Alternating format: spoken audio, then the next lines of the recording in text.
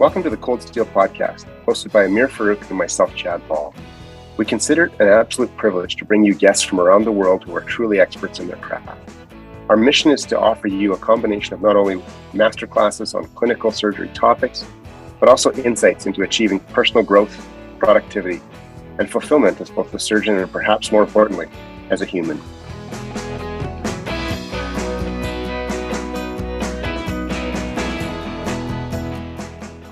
Dr. Patricia Sylla is a minimally invasive and colorectal surgeon at Mount Sinai Hospital in New York City.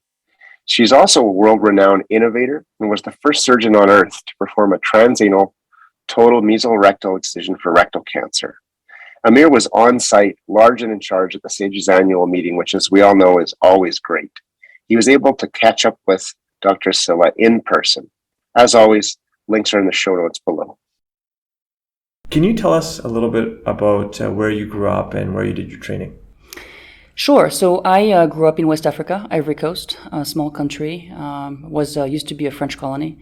My father is from that country and my mother is actually French originally. And they met when they were studying abroad. And then he settled in Ivory Coast. And I was actually born in France, but then moved to Ivory Coast. So I spent my pretty much 15 years of my life. I left for college. But I had the unique experience of growing up there, and it was really quite an experience. I developed my love for interest in medicine when I was there. My mother was very active in the community in organizing collecting supplies for Médecins Sans Frontières and other groups that were doing especially cleft palate repair. And so very early on, I was sort of, in that activist, efforts with my mom. And I always wanted to be, I didn't know it was surgery, but I wanted to be in medicine. And then I ended up, I was fortunate enough to be able to pursue my college education in the U.S. By the fact that she was an American citizen. So I was very lucky. So I essentially went to Washington, D.C., where her family was, and I went to Georgetown.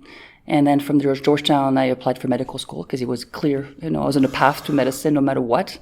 And then I ended up going to Cornell. I was very attracted to big city, life in New York City, so I couldn't pass the opportunity to go to Cornell. And I spent 4 years there. And then I stayed in New York, to do my surgical training, driven by the fact that I had a boyfriend at the time who was an MD PhD. So we were on the long run for staying in New York.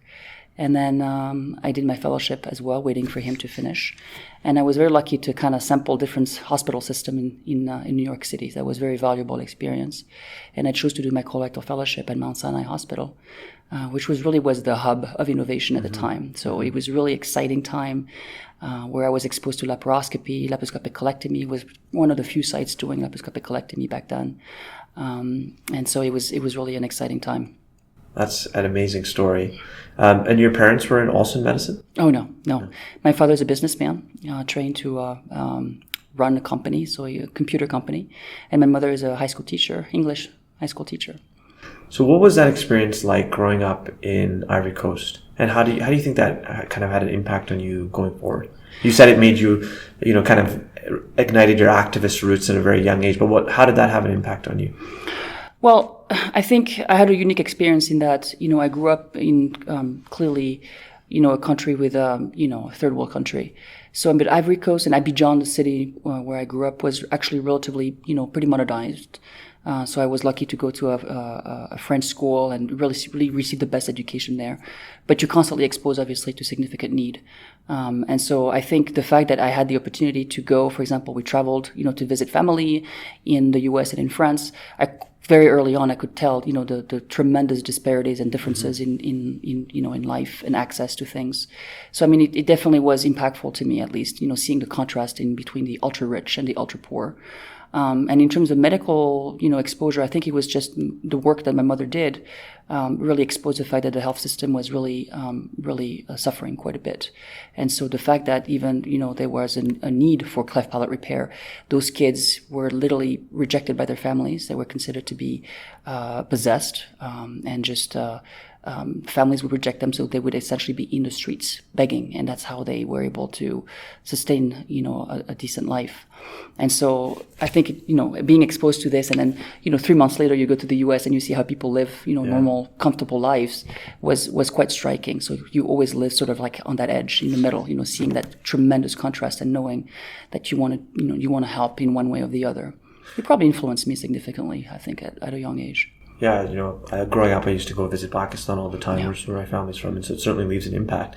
Was it a big cultural change to go from being in Ivory Coast, growing up? I know it sounds like you went back and forth quite often, but was it a big change to then permanently shift and come to the US for college? Yeah, it was. There's no doubt. I was lucky to speak a little bit of English, but I didn't really appreciate how much learning I would have to do and adapting. So very, very, very early on, realized, my first year I really dedicated to mastering English. I was very self-conscious about my lack of conversational skills in particular. So that was really my main focus, is really to adapt to the culture as quickly as possible. So college was just perfect for that. And Georgetown was a great environment. It was very international. So I had my French group, my West African group, and I had my American cohort, and it was a really great way to integrate. My dad is emigrated from Pakistan as well, and did his training subsequently in the US and in Canada. And this is totally my anecdotal experience, but I feel like if you've come and immigrated to a completely new country, it sort of makes you a little less reserved, a little more open to trying new things, challenging the status quo, kind of like not being afraid to just put yourself out there. Do you think that is true for you, or how do you think that because you're clearly an innovator, you're someone who pushes the boundaries, tries new things that people have never thought about. Do you think that had an impact, the fact that you had to come to a new place and learn new, change, improve your language skills, be in a different environment? How do you think those two things interplay? I mean, I think you probably know that as well as I do, but I think you stimulated, and forced to adapt quickly. And I think it makes you very resourceful and very resilient early on. So there's no question. I mean, you're in a different culture. I came to the US, I had family from my mother's side, but I was alone. My parents were not there. I had a brother on campus in a different university we're not very close with. So, I mean, you have to survive, you have to adapt, and you have to really be resilient. So I think there's no question. I think it makes you also very, curious and excited. I mean, I can't tell you how exciting it was to be in the US, and the opportunities that were presenting themselves were really incredible, from food types to entertainment for sure. But I was absolutely fascinated and entranced with the American cultures, and especially the freedoms and the opportunities were just incredible. So, I mean, I think most of us, coming to this different culture, you kind of embrace, and then you seize the incredible opportunities that you have. Well, that's an amazing story, and it's very inspiring, just that in of itself. But as a colorectal fellow, I can't help but ask you a little bit about the genesis of TATME, and I'll link to it in the show notes. But you gave this great lecture, I think in Orlando, about sort of like the falsehoods and the truths around TATME. Yeah. And you tell this story about how you developed TATME, and you were really a fellow actually when you started developing TATME. Can you tell us a little bit about the genesis of how this literally revolutionary procedure came about? So I think it's serendipity. It was really quite fortunate. I was very lucky that when my now husband and I moved to Boston, I decided to do a second fellowship in MIS, which was actually also very controversial at the time. All my colorectal mentors were, why the heck would you do that? Why don't you just, take a job or do something else? And I always loved colorectal and MIS. It was always the two. I'd never really felt there should be a distinction. It was sort of the spectrum of minimally invasive surgery, GI surgery. So after my colorectal fellowship, I chose to do an MIS fellowship and be in Boston. And at MGH, it happens that year was the most incredible year in terms of surgical innovation when it comes to the merger of surgery and endoscopy techniques. So my program director and mentor, David Ratner, was literally in the midst of this incredible movement of notes. So when I arrived, I was exposed to this incredible, burst of activity in the lab, and there were, proof of concept, transvaginal cholecystectomy in animal, transitioning to cadaver model. So it was a very exciting time. And so again, this was an incredible opportunity. So I came along with a different perspective, obviously, of a colorectal surgeon. And so they were in the lab working on transesophageal and transvaginal procedures. And I said, hey, when you're done with your, swine cadavers, can I use them and try something transanally? So it was really exciting because I had the resources there. So it was very early on. There were really no issues of, grant or, I had the resources available. So we started off really with the experimental model, proof of concept. And as I talk about, we were very lucky that we didn't really rely on a new, brand new technology. We had the transanal endoscopic microsurgery platform available, which was really what helped propel it very early on. So we started working and developing the model in swine, and we moved to cadaver model very quickly. And then the most exciting part, obviously, was that first case. We were working so hard towards, doing a first pilot and a first human case. And again, this is where the world of connections and friendships really pays off. And through SAGES collaboration, Dave Ratner was very close friends with Antonio Lacey and had done a lot of work together through societies. And I literally got a call from Antonio Lacey. I mean, I was completely starstruck when he called and he said, I've been watching what you've been doing. I've been reviewing your videos and I need you to come and do the first case with you. I've figured out, I have the perfect patient. I got IRB approval and I want you to fly up there and do what you do and we'll do it together. I mean, you can't say no to such an opportunity. So, of course, I was pretty far along in my pregnancy at the time. 35 weeks? That's yes. Amazing. So I cross-checked everything with everyone, and especially my husband and my OB. But, Antonio Lacey at the time, his wife was an obstetrician at the hospital clinic of Barcelona. So I felt very confident. And so it was an incredible opportunity because I think we were able to combine his expertise and his incredible, gift. I mean, he's an exceptional surgeon, very familiar with innovation. But combining with the rehearsed, we had done over 50 cadavers sequentially, male, female. We had rehearsed the technique to the point where, to me, it was just doing another procedure in a lab. But this was a patient under his guidance, and so together, we were able to replicate the exact same steps. And so it took the stress away because we had rehearsed this so extensively, and it was really incredible. So it was just the perfect way to sort of tackle the first human case. And from there on, I mean, the story goes on. I mean, the most exciting part was that, pioneers and really saw the advantage immediately. He didn't take a lot of talks he didn't take a lot of articles for people to really get it and understand, especially for rectal cancer surgery. It became sort of, the holy grail. It's like, we've been struggling for so long, to achieve sphincter preservation, to not do APR for low rectal cancers. So there was such a gap there that it was a natural, solution that we really had to explore. And so, as you know, we worked very, very hard to delineate that pathway. I mean, it all became very early on. We were very attentive to safety. It's like, well, I've done 50 cadavers before I did my first case. Does it mean everyone else has to do 50 cadavers before their first case? And so this was not practical. So the question was, well, how do we get people there? Is it an Antonio Lacey only who can do this procedure, or can we democratize it, but still, figure out the minimum standards and minimum skills that is required to be able to do this safely? So we spent a lot of time working there. It was very similar to POEM. So the trajectory of POEM and TATME were very similar. So we followed sort of the same pathway of safe implementation, delineating the proper steps, the technique, refining it, and then really focusing on safety metrics and then pilots. So I was more impressed by how quickly things, evolved because people really believed. Yeah, I mean, you talk about in that talk the fact that you were still waiting for IRB in the US, yes. And then you got it in Spain, and you're 35 weeks pregnant, which in and of itself is amazing. So you go there, you do your first TATME with Antonio Lacey, yeah. And then you come back and you get all these sort of like very kind of not threatening, but very scary kind of emails saying like you went IRB shopping. Yeah. And what was that experience like? It was pretty surprising, and I mean, I had the blessing from my chair, of course, to do this surgery abroad. It was not the first time that a surgeon from MGH, from my institution, had done that. But what was unique that we didn't know is that even though Antonio Lacey had the IRB approval from his hospital, the policy was that if a surgeon from MGH was going to do a procedure outside, especially in another country, we had to have run the story or the clinical scenario and gotten approval by our own IRB to protect essentially the surgeon doing the procedure.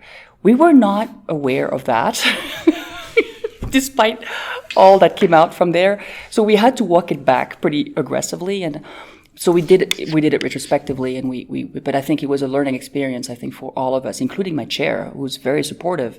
But, this was obviously very delicate, but we were very confident that the regulatory process in Spain was solid. And so, but it was sort of one of those regulatory hurdles that you have to keep in mind before you do this kind of work.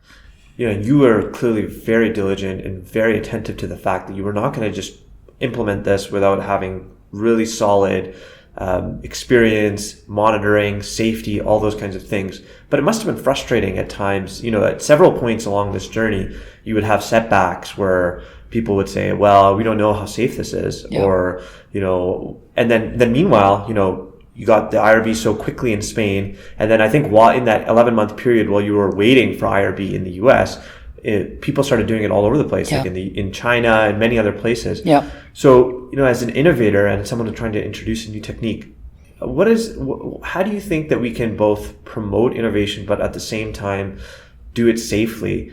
Because I think there are, many people, especially surgeons, feel that there's a lot of hurdles that have to be overcome nowadays to do research and to promote new techniques. Yeah. So, how do you think that we can go about introducing new techniques while it's still being safe? So it's actually a really interesting question, because every talk I give, I show the ideal framework, that Leanne Feldman contributed to, but this wasn't published until 2009. We were already ahead and doing this, just like Poem. I think to us, it was common sense that we had to, progress very, very carefully. And we also felt the pressure that in addition to publication in our discussion sections and then the subsequent papers, we had to lay some rules very early on. So even after the first case, my next endeavor was to collect, a group of experts in the US. So we actually had a sponsored, TATME course, the very first one that we hosted. And it was 8 surgeons that by special invitation, who had essentially all what I felt were the requirements to do this procedure safely. And we really believed, let's do this in a controlled fashion, collect enough data to be able to then move on to the next step. But it was really mixed feelings when I started seeing all these case reports and people emailing me, telling me, I've done it, I watched your video, and I'm so excited I did my first. And thank goodness the majority of those surgeons were well known. These were pioneers who understood and had been innovators themselves and understood, that they had to be very careful. Most of them did it under IRB approval, so they had explained to the patients the risks of doing a novel procedure. But it wasn't like that.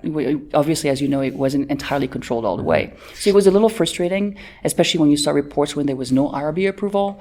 And so I think we walked it back by really very quickly having recommendations, statements, and then trying to really get people together to work on, guidelines or at least consensus agreements among surgeons to say, wait, and you get this other force, and that was pushing in a direction of, but it's really easy. This is going to, there was a messaging that came from this of, everyone can do this. And we had to fight very hard to try to tone that down a little bit. And I think when surgeons got into the operating room and, were not properly trained and realized that I was getting calls or messages to say, I had to bail out, I couldn't do it, you said it was easy. It's like, I never said it was easy.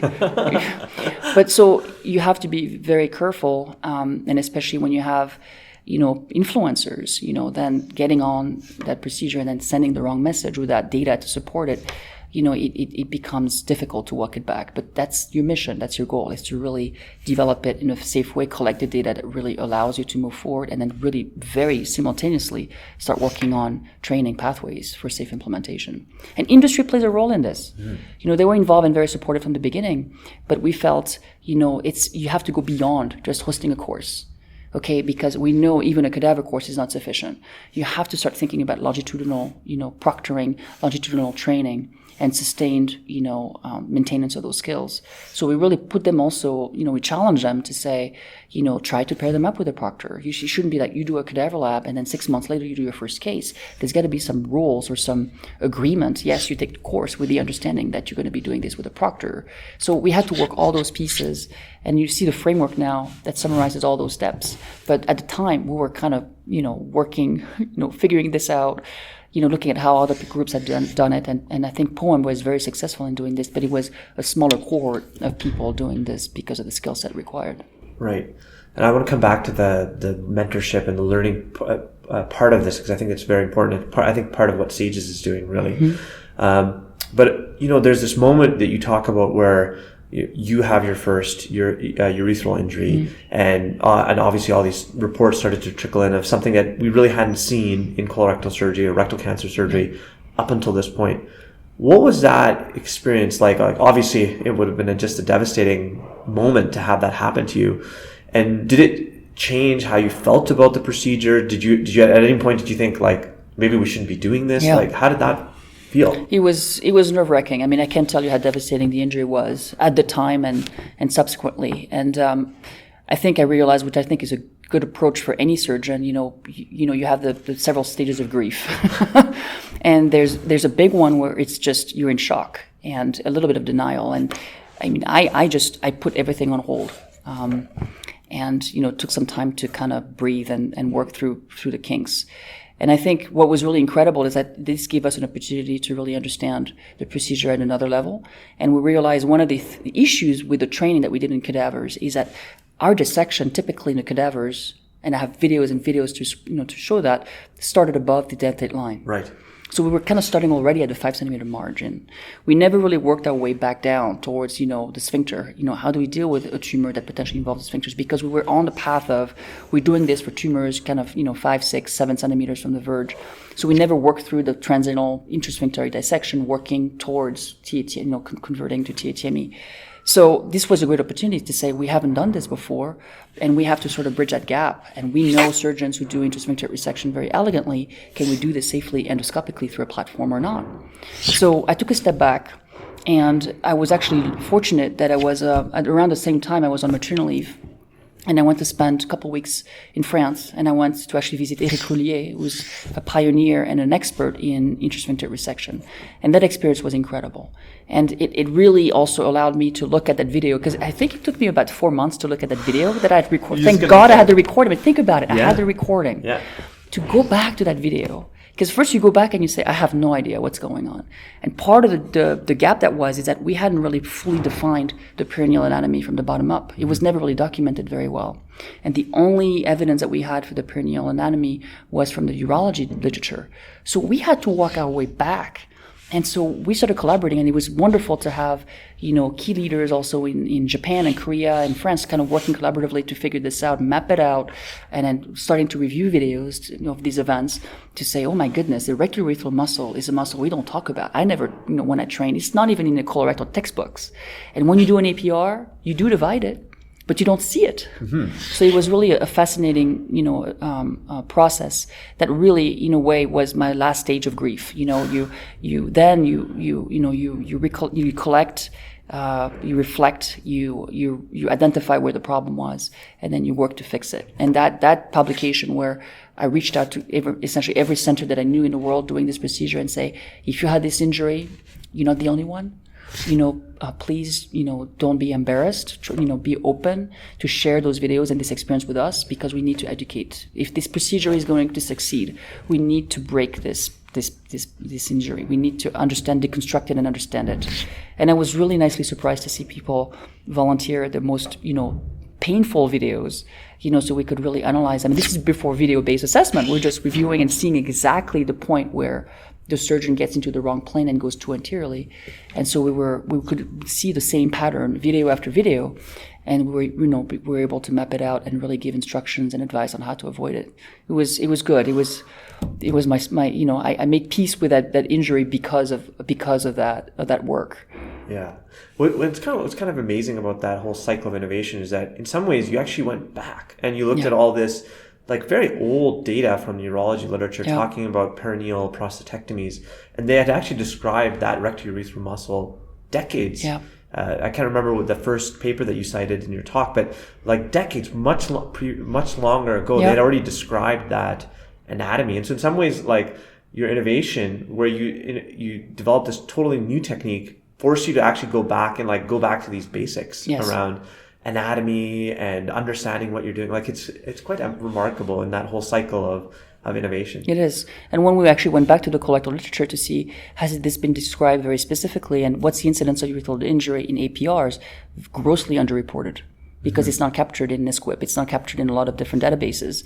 So we really didn't have a baseline to go by. So it was really difficult to reconcile that as well and say we do APRs, we know urethral injuries occur, but no one really went to figure out how that happened and how to correct it.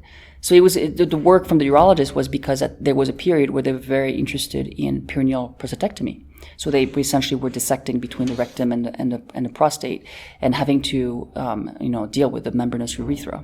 So it was really great to put it all back together. And then I realized I cannot believe we didn't think about this step when in a cadaver lab, because we were so focused on sort of like you start above the anal sphincter, above the anal rectal ring, and you just kind of keep going forward from there on, not thinking about those, more, real world scenarios where, well, the tumor is a little bit lower and you can still do intersphincter resection. So let's work on that model.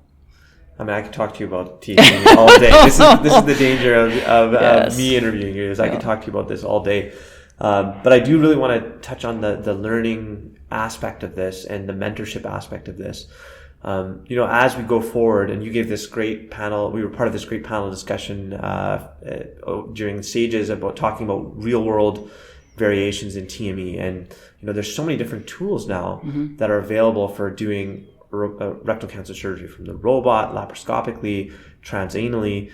Where do we go from here with TATME? And I know this is a big question to answer, but, from someone who really pioneered the technique, where do you see TATME fitting in our plethora of techniques, and where do we go from here with TATME? Well, that's a great question. That's really the $1 million question. I think, the ultimate goal was to bridge a gap of, we have to be able to do better for our patients, than doing and recommending APR for everybody with a tumor, 6 centimeters or less.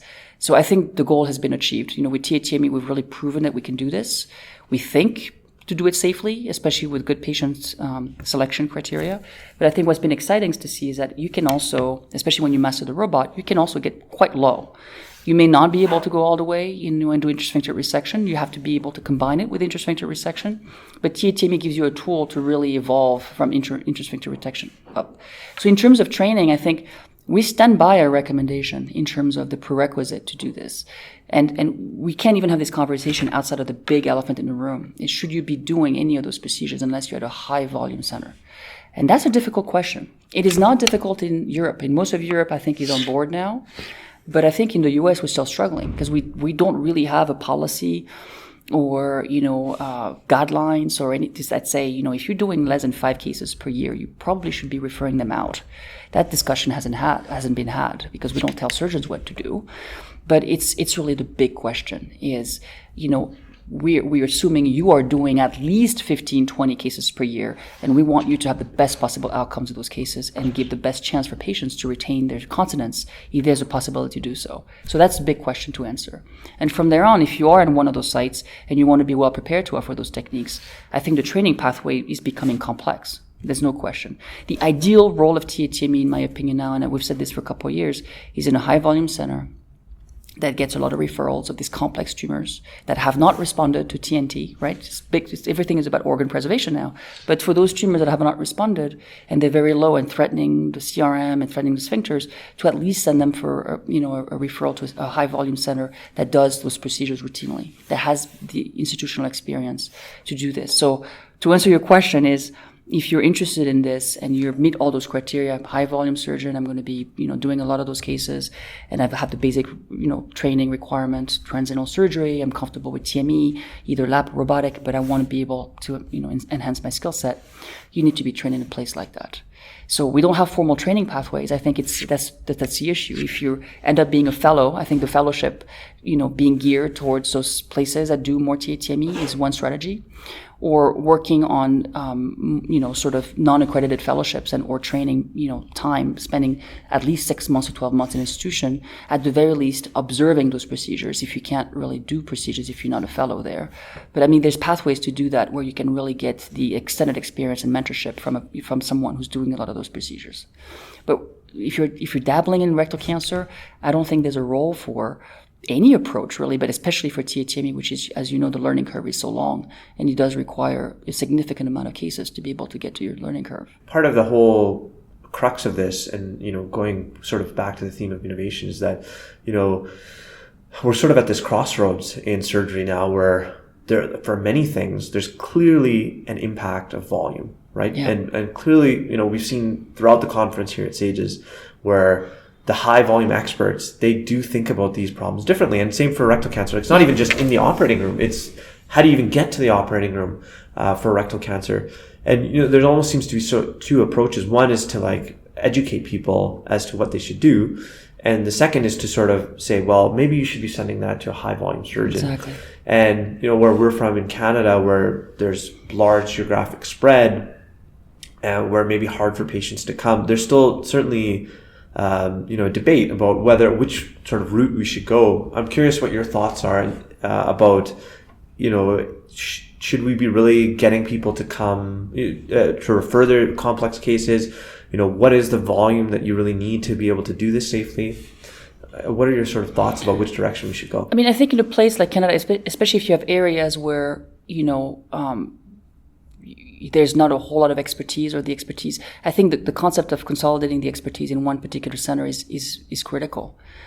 So, I mean, I'm a big believer in centralization. I know that will upset a lot of people, but I really think the European models, I'm not advocating for the state or the government to tell you which center should be, center of excellence or not. But I think we all know what a center of excellence looks like. I mean, we have data to support, the outcomes being so linked to volume. It's just a fact. So putting effort in identifying those places, promoting those places, making sure that patients are empowered to go to those places, resolving issues of access, I think is important.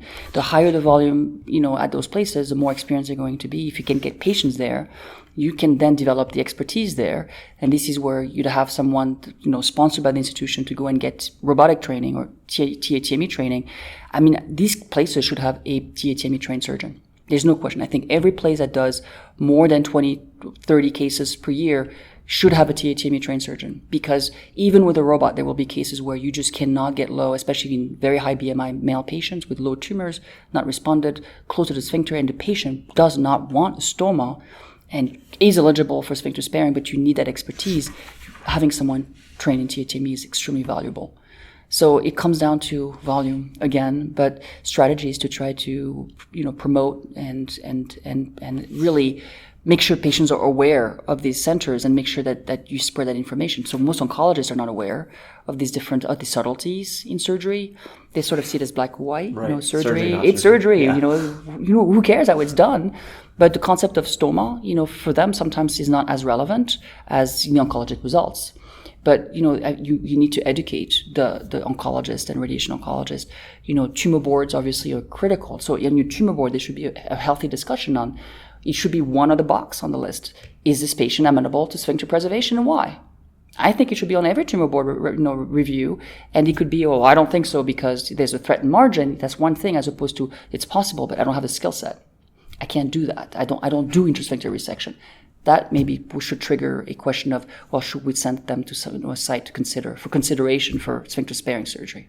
That would be the ideal scenario. I did want to also congratulate you. You're now going to be the president-elect for SAGES starting in 2023. And as I was saying to you before the interview, this is actually my first SAGES meeting. Yeah. And we interviewed Dr. Feldman before, and she was like, you got to come to SAGES. And I was like, I should try. And thankfully I was able to come this year. And I've been blown away by how enjoyable a conference it's been and what the energy level has been at SAGES. I'm curious if you have any thoughts about, the hybrid format that we've had here at SAGES this year and the fact that we're all be able to get together again. Were there any particular sessions that you think are worth highlighting and mentioning? So I'm still totally riding high on the meeting. I think it was incredible. And Vegas last year was didn't have as much energy because, there were fewer people. I think, it was incredible to get people, and we're still missing a big international consortium. I mean, not having our Japanese colleagues and Korean colleagues and a lot of Europeans who could make it. It's not exactly the same spirit, but I think I agree with you. The energy was tremendous. People were so excited to be back together, having healthy debates in the sessions. So that was really incredible. I think the sessions, I thought the program was spectacular. So I was really excited about it. And especially, with SAGES embracing, more technology-focused sessions and content. There's a big push towards really understanding digital surgery, being at the forefront of AI innovations, and it fits right in our mission of innovation. So to see, we had a couple of sessions on AI, that was really nice. So besides robotics and besides new endoscopic approaches, AI and what the role AI is going to play in the safety, trying to be a safer surgeon and providing intraoperative guidance, for example, is really incredible. We're sort of on that cusp of that revolution, and to see everyone at the table, industry and members are just trying to figure out what's going on, and then experts in the field all coalescing to discuss these issues was really exciting. But there's other, the content also across every service line. I mean, I'm always excited because, we get to, we design our content, and we did something actually unique the past year where we don't just ask our committee members to come up with ideas for the content for the sessions. We actually open it to the entire membership. So this wide open process to say, send in your request. So we got bombarded, and we love it. We want the ideas and suggestions from the membership to make sure we really cover everything. But it's hard to do that. But I think every specialty has a tremendous amount of sessions and video interactions and discussing complications and outcomes review. So I think it was really nice. And then, of course, dear to our heart was also having, content on wellness, and especially, DEI was a big focus for our society, most societies, but SAGES as well. And so that was really nice to have, between the keynote speaker and some sessions specifically focused on diversity in the workplace and how we can get better within organizational structures, but also in hospitals, obviously. It was really nice to have, a wide variety of speakers speak on these issues. So I thought that was, one of the best content I've seen. I'm super psyched. And the hybrid format, to be honest, millennials love it. I see people walking to one session, having an earbud, and then listening to another session, so they can get the whole content. I'm a little bit guilty of that. If I'm going to a board meeting in between, I'll be logging in, and so I think it's good. It's very successful. I think it's a format that we really think will stay at least for a while. People still value, obviously, coming in and having this interaction with experts. It's incredible, but it's to be on live session and hearing this, and it's very, very valuable. So we'll see our numbers in terms of how many people logged in remotely and followed it versus the in-person presence.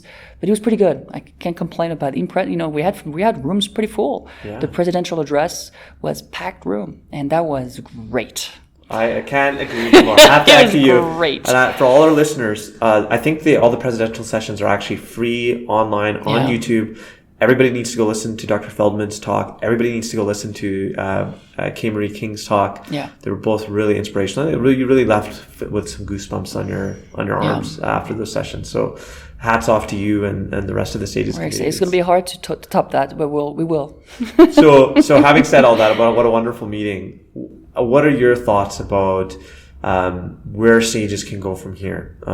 It's a challenging time in the world more broadly, culturally within North America. There's a lot of different things going on inside and outside of surgery. Right. And what are your thoughts about where SAGES can go from here? Yeah. I mean, the bottom line is we have to continue to be true to our mission. And, the mission is continuing to innovate and collaborate, and especially education is really our main line.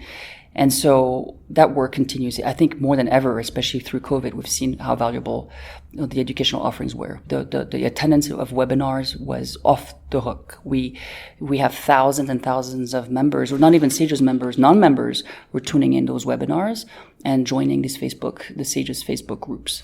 And we saw that hunger, that thirst, to not only be together, but to actually continue our education programs. And we know residency and fellows have been affected by COVID. So the main focus remains, really being quite razor sharp focused on education, really having the best education modules possible. So we're very concentrated on developing, the master's pathway, which will really help surgeons to enter the pathway and have the best education experience along levels of competency or proficiency and expertise, and really grouping all our educational material in one place. It'll be much easier to navigate on our online platform, which is being deployed on Monday.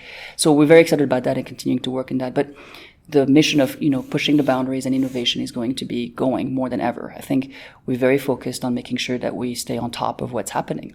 And so, this is the committees were formed to really tackle, the issues of, video-based assessment and what it will mean for us. So we're developing these programs to be able to assess the competency of surgeons based on video assessment. How do you do that? So the technology is evolving in that direction, but we need to make sure that once, these algorithms are in place and we can really better understand, competency and, the question is, how do you implement training? So if somebody falls short of a particular score that's been validated as, is not competent, what next? We can't just stop there. So we're also working already now on coaching. How do we implement coaching? How does it going to look like, getting a report card, being then paired up with a proctor who's dedicated to, coaching you through the process in a longitudinal way. So we want really the 360 experience where, SAGES will, it will be your resource, not only for your education, but for your assessment of competency and then, remediation or enhancement of your skills, and all in one hub. So this is sort of like the big picture, and it does require, being on the cutting edge of innovation. As those algorithms are being developed, and everybody worries about this in healthcare, you can't let data scientists, decide what the algorithms are. They're relying on us to tell them what's important, what's not. We have to tell them critical view of safety. What does that mean? For them, it's just a data point, right? But for us, it's the art of what we do. It's the safety metrics. So we have to define what the metrics are, what the clinical endpoints are, what the valuable endpoints are. And so I think it's going to require really very close collaboration with those data scientists to develop these algorithms in the best efficient, meaningful way. So I'm excited about that. I think very few societies are able to really merge efforts, and we have such a tradition of working collaboratively with industry. We don't want to be on a competitive basis. So data collection, for example, what does it look like? So when we launched CVS Challenge and asking people to donate video so that we can refine those algorithms, what does that mean for individual surgeons and members? So we have a lot of work to figure out how we do this in a ethical fashion, in a way that it's collaborative, and that data set can be used by others, not just by a limited group of people. So we have a lot of things to do, but that will really create pathways that I think are going to set the tone for the future. So we hope to remain on the upper edge of innovation. That's really a big focus of the society. And we have other focuses, but I think this is sort of, what members are going to want to see from us. And of course, another big initiative for us that we're going to continue working very hard on is, our big focus on DEI. So not only within the organization, but we're also very focused on making sure we are inclusive and alert to how we deliver our care, especially our minimally invasive surgery care to underserved populations. So a big focus I'm really excited about is, for example, from every educational content that we produce, we'll also take into account the DEI perspective. Are those recommendations that we put out, are they also including, underserved areas? What about vulnerable populations? Where do they fall on the spectrum? Can we do better to increase access to underserved areas? Every guideline that we produce, does the evidence include those populations? Did we look closely at, diabetic African-American males and how that particular bariatric procedure affect them, in a way that is different than other populations where you don't have as much data on them potentially? So it highlights some gaps in how we practice surgery, highlights disparities that we want to bring back and incorporate in our recommendations and guidelines and research initiatives. So I'm a big, I'm big on research. So I don't want it to be just about expert recommendations and review of the evidence. I want to create that evidence as well. So another focus, I think, in the next few years is going to also put in place a framework to do clinical collaborative trials.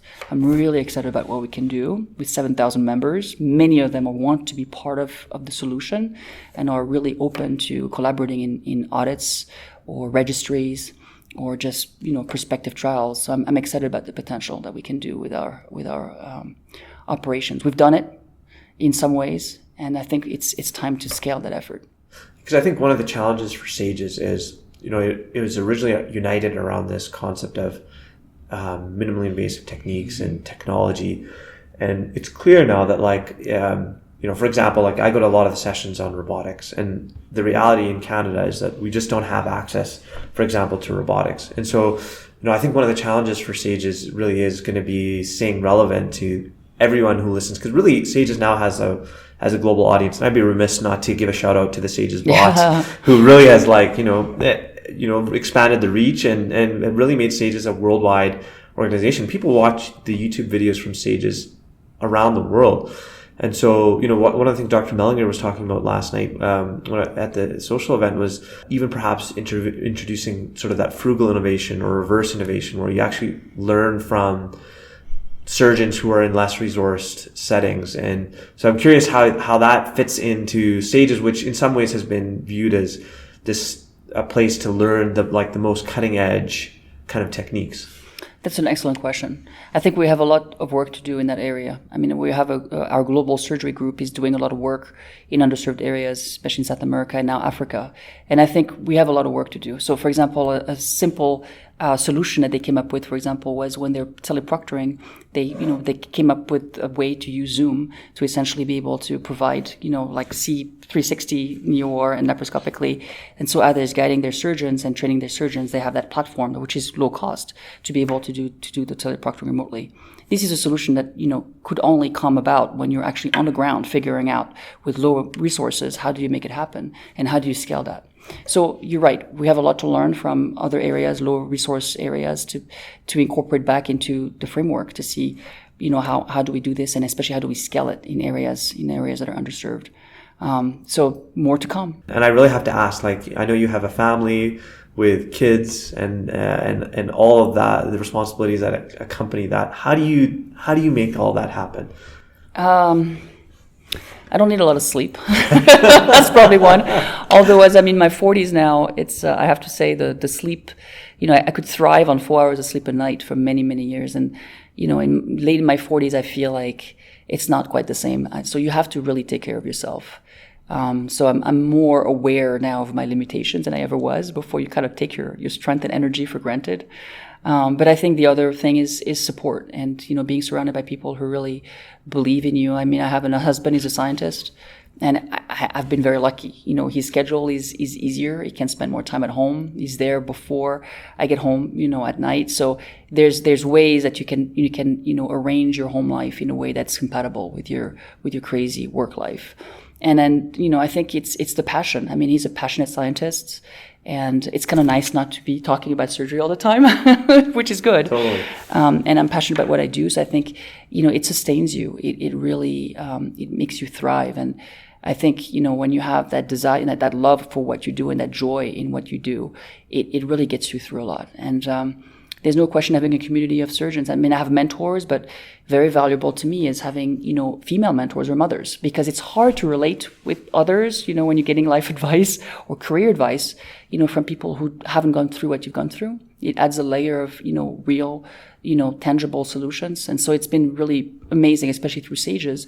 I've had the best mentors who really demonstrated, themselves and given me the best advice to make it work and be a good mother, I hope, and a good surgeon and a good friend and a good colleague, and especially a good educator, and really being able to do all of that. And, we can't not talk about the fact that you're among a very rare group of female Black surgeons at the top level of academic surgery. What was the experience like? Did you ever experience challenges during training?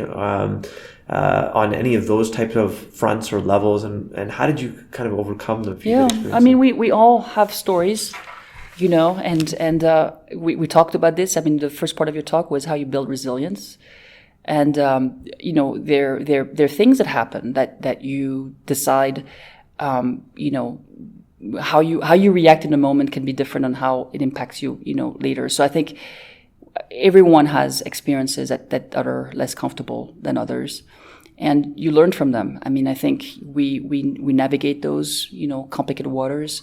We learn from them. It makes us tougher. And then, you hope at some point you can, talk about it especially when you become a leader. This is your opportunity to effect change. And this library of experiences from yourself, your own personal experience, and others, takes a different meaning. Because once you're finally in a position of leadership, this is really when you can really affect significant change. And so we don't take these positions for granted. We're fully, constantly aware and of what we can do and finally affect. So it's a very privileged position to be in, to finally implement programs and have those difficult conversations and really make sure that your faculty, your residents, your students feel that it's a safe space to discuss and to implement those changes. It's critical. But we've all had bad experiences. This is a reality of even being in New York. I mean, I think I've been relatively protected, being in a very diverse environment, training in New York City. But still, it's not a protective factor. And you have people with different backgrounds and biases, and you can combat it with humor. That's what I did. My strategy was, we got to turn this around really quick before it escalates. But sometimes and then we know now.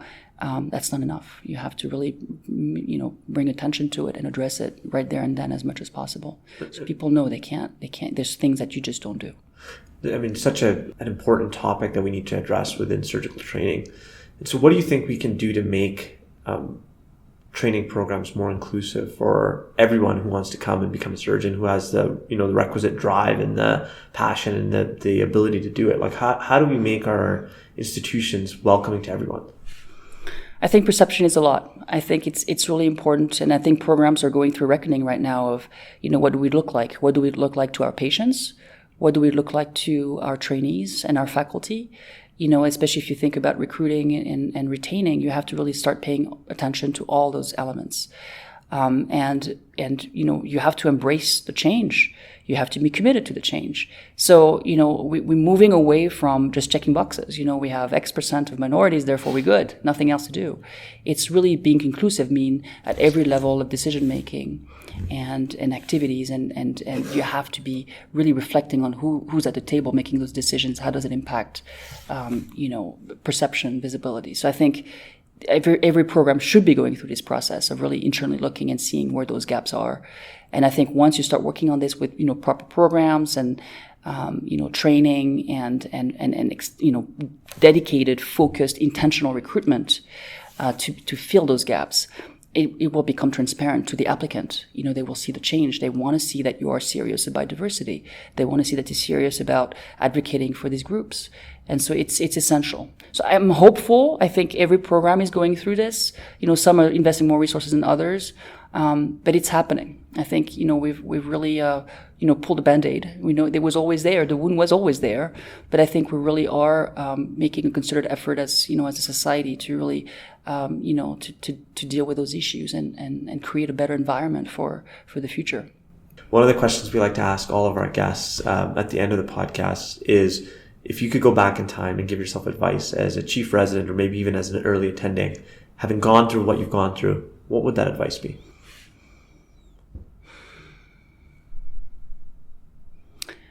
Don't let people tell you that you can't do something that you're really passionate about.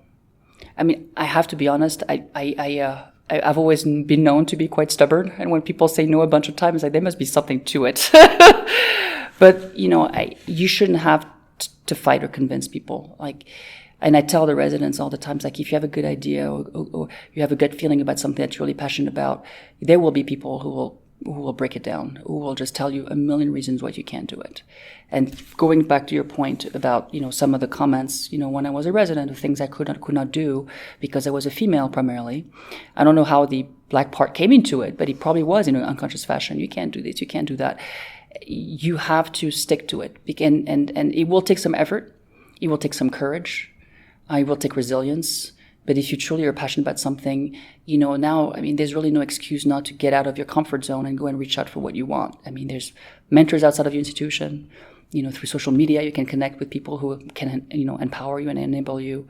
There's really no limits if you really truly believe in something. And I was shy, but not, I think I overcame a lot of those by sort of, bullying my way through things.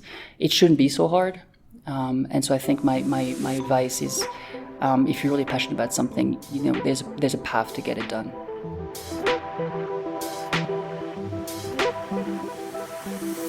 You've been listening to Cold Steel, the official podcast of the Canadian Journal of Surgery. If you like what you've heard, please leave us a review on iTunes. We love to hear your thoughts, comments, and feedback, so send us an email at podcast.cjs@gmail.com or tweet at us at CamJSurge. Thanks again.